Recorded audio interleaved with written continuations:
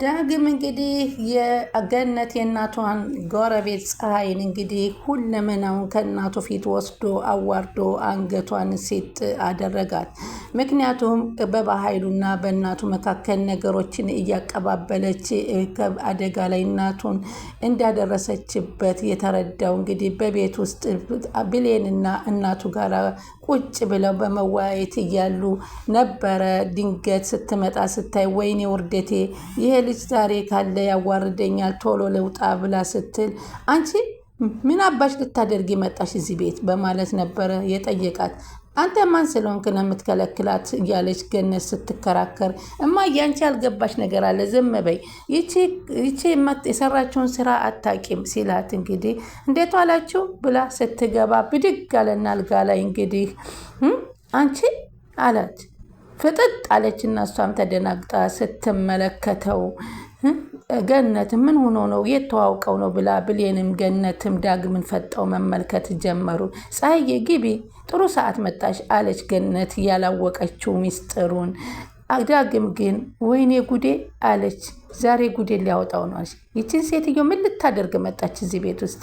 አሁንስ በጣም አበዛችው አለና ተናደደ። ቁጭ በይ እንጂ ምን ሆንሽ አለች ወይዘሮ ገነት አይኗ ፈጠጠ ስራዋን ስለምታውቅ። ምን ልትሰሪ መጣሽ አላት ዳግም እማዬ ዝም በይ ያልገባሽ ነገር አለ። ምን ልትሰሪ መጣሽ አላት።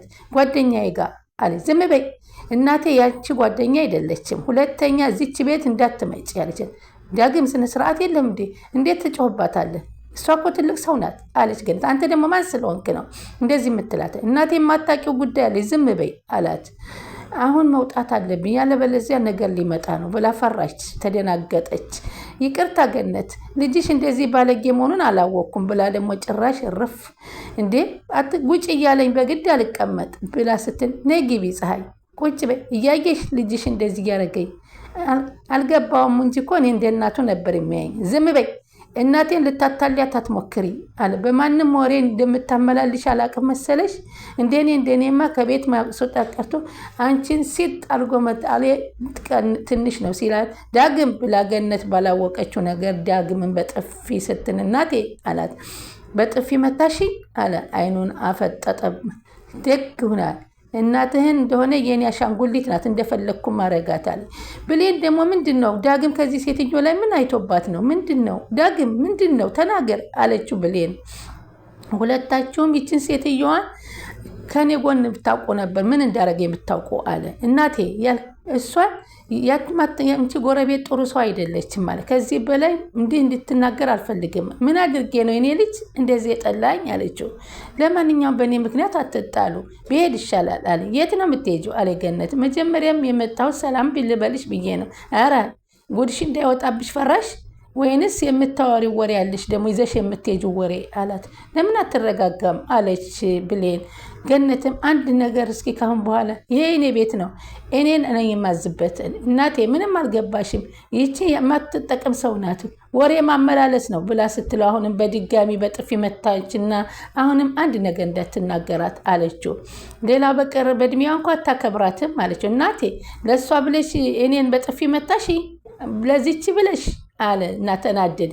አዎ ስነ ስርዓት የሌለው ልጅ የለኝም እባክሽ የወይዘሮ ፀሐይ ቁጭ በይ አለቻት።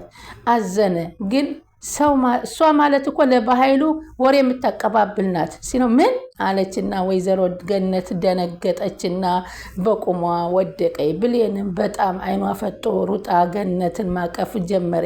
ወይዘሮ አልማዝም ውጥት ብላ ሄደች።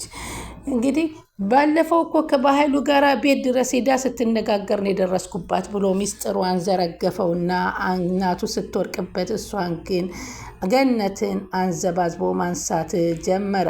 እንግዲህ ብሌን ትማጸነዋለች ማለት ነው። ቃልን እባክህ ጓደኛ አድርግልኝ ስትለው፣ እንዴት ነው ቃልን ጓደኛ አድርግልኝ የምትኝ ለምን ስትለው፣ እኔ ወላጅናቴን ማገኘት እፈልጋለሁ። ባለፈው ወላጅናቴን አውቃታለሁ ብሌንን እናገርብሻለሁ እያለች ከሄለን ጋራ ስትናገር ሰምቻታለሁ እና ይህንን እንግዲህ እኔ እናቴን አግኝቶ ማቀፍ እፈልጋለሁኝ። ስለዚህ ለዚህ ነው ቃል ጋራ እንድትፋቀርልኝ ለጊዜው የምፈልገው ሲታይ፣ ኧረ ተይ ብሌን፣ ይሄ ነገር ሌላ በኋላ በመካከላችን ችግር ይፈጥርብናል ብሎ ቢላት፣ ግን ስህተት እኮ ነው። እንዴት ነው ግን ለምንድን ነው ቢላትም፣ አሁን ባለፈው እንደዛ ብለሽኝ እኮ ፍላሹን ለማምጣት ሳምካት ብለሽ ሌላ ችግር ፈጥረናል።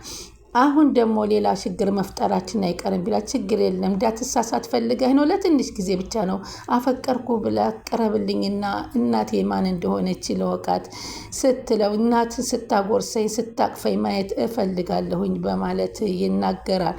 እሱም እንግዲህ በተባለው መሰረት እሺ ብሎ ቃል እንግዲህ ሰላም ሳሚን ልታጋልጥ ፍላሹን ስትፈልግ ከዚህ በፊት እንግዲህ ፍላሹን ብሌን አውጥታ ለዳግም ሰጥታው ዳግም ለሳሚ ሰጥቶባታል።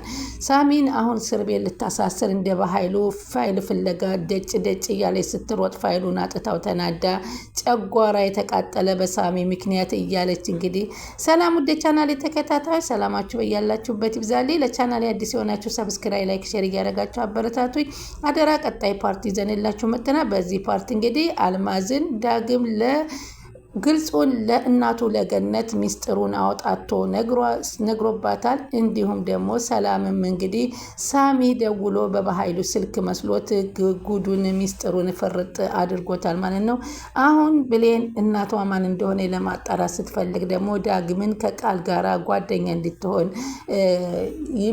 ጋብዘዋለች። እሱም እንግዲህ ለብሌን ሲል እማላረገው የለኝም በማለት እንግዲህ እሷ ጋር ሄዶ ምን ሆነሽ ነው አሞሽ ነው እንዴ አሳዘንሽ በማለት መድኃኒትና ወተት ሲሰጣት ቃል እውነትም ይወደኛል እኮ አለችና በደስታ ሞተች።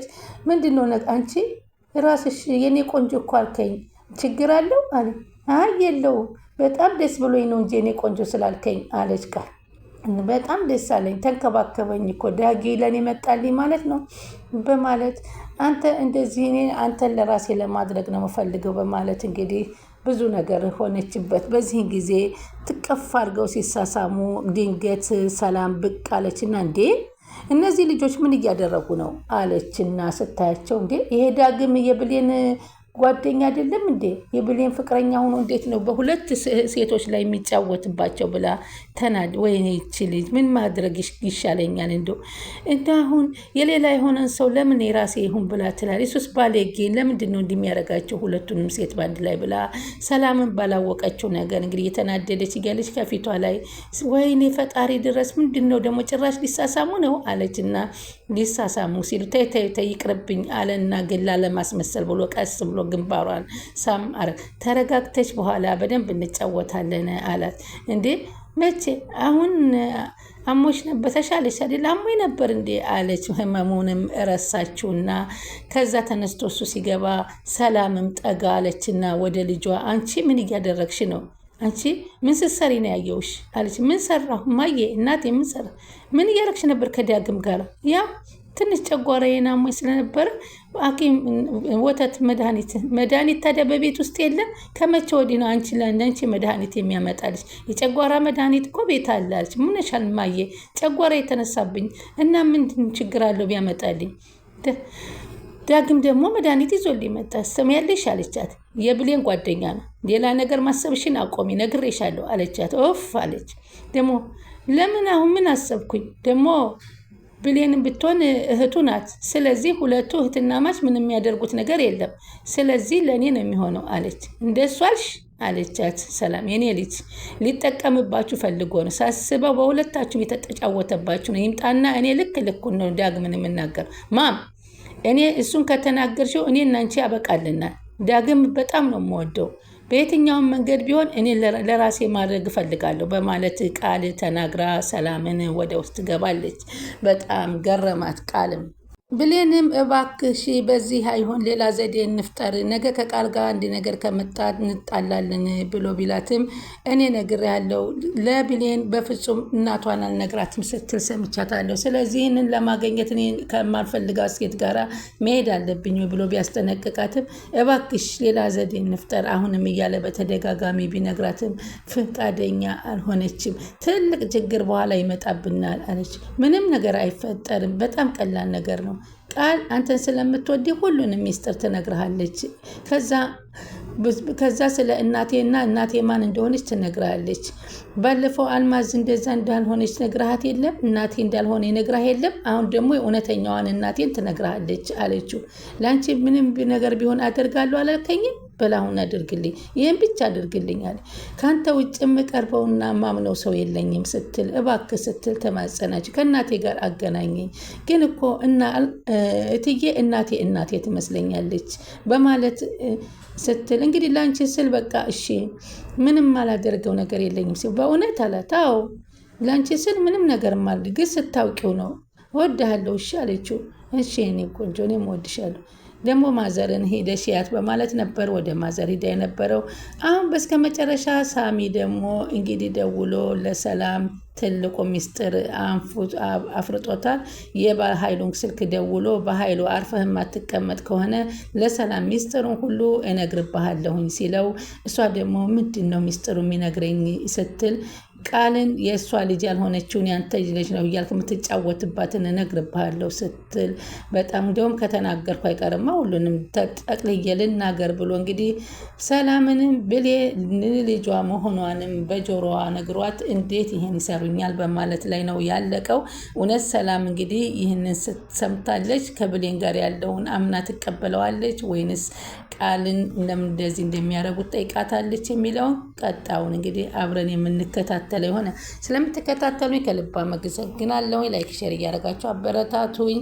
የዛሬውን ተሰናብቻችኋለሁ። ሰላማችሁ በያላችሁበት ብዝዝት ይበልልኝ።